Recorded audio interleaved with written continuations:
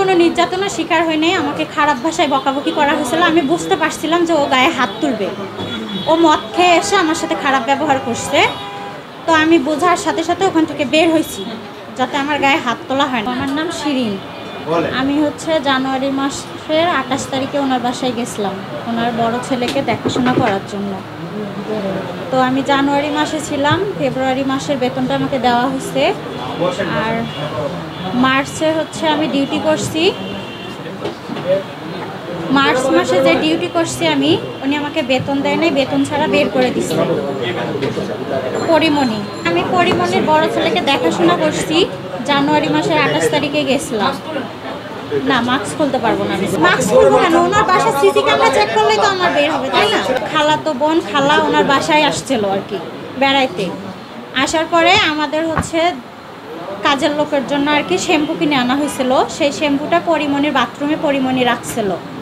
রাখার পরে ওনার খালাতো বোন নিয়ে এসে ইউজ করছিল শ্যাম্পুটা। ওইটা করার জন্য আমাকে সে খারাপ ভাষা করে বকাবকি করছিল।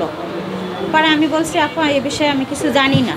পরে ও আমাকে বলে কি, খারাপ ভাষায় আমাকে বলছে কি, যদি তুই কথার উপরে কথা বলিস তোর গায়ে হাত তুলবো, চুপ থাক। পরে ওনার বাসায় আরেকটা মেয়ে ছিল, বৃষ্টি নাম, পুরাতন মেয়ে। ওকে বলে কি, বৃষ্টি তুই খারাপ ভাষায় বলছে। আমি ওগুলো আর বললাম না আর কি। যে ওই মেয়েটাকে বলছে কি, বৃষ্টি কাল সকালবেলা ওই মাগিরে বের করে দিবি।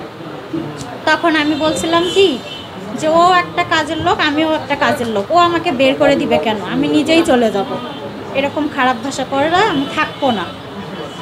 পরের দিনে সেই দিনই আর কি ভোর 4টার সময় এগুলো বকাবকি মার্চ মাসের 14 তারিখে সকালবেলা এগুলো 4টার দিকে বকাবকি।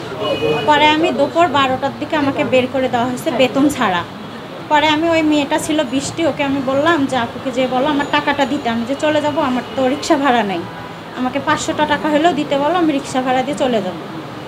তো বৃষ্টি যে বলছে আপু ওর টাকা চাচ্ছে। তখন পরিমণি বলছে কি যে দিছে তার কাছ থেকে নিতে বলিস। তখন আমি বাসা থেকে আমাকে বের করে দেওয়া হলো টাকা ছাড়া।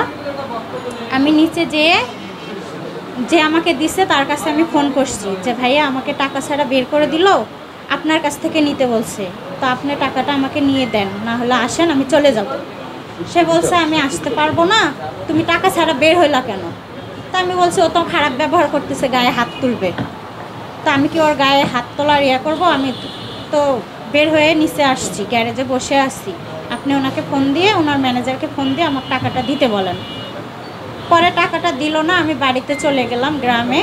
তো সামনে ঈদ, ওনার শুটিংয়ের ম্যানেজার নাকি তুরহান, তার নাম্বার আছে আমার কাছে। আর আমাকে যে এজেন্ট দিচ্ছে কাদের, ওনার কাছে আমি অনেকবার ফোন করছি যে ভাইয়া আমি চলে আসছি, গরিব মানুষ, আমার 2টা বাচ্চা আছে, 2টা ছেলে, সামনে ঈদ, আমি একটু বাচ্চাদের কেনাকাটা করব, তা আমার টাকাটা যদি দেয় আমার খুব উপকার হয়।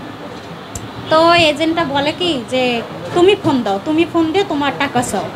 তা আমি তখন বললাম কেন, আপনি তো আমাকে দিয়ে আসছেন, আপনি 5,000 টাকা নিয়ে আসছেন, যেরকম আপনার টাকাটার দরকার এরকম টাকাটার আমারও দরকার।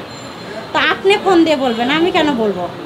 আপনার কাছ থেকে টাকা আমাকে নিতে বলছে, আমি আপনাকেই ফোন দিয়ে ডিস্টার্ব করবো। পরিমণির যে ম্যানেজার আছে শুটিংয়ের তুরহান, ওকে আমি ফোন দিয়ে অনেক কয়দিন বলছি যে ভাইয়া আমার টাকাটা দেন। উনি শুধু বলে কি হ্যাঁ আপু আমি টাকা দিব, আপু টাকা দিয়ে দিবে, আপু ভালো মানুষ, আপু টাকা দিয়ে দিবে, আপু টাকা নিয়ে সমস্যা করবে না।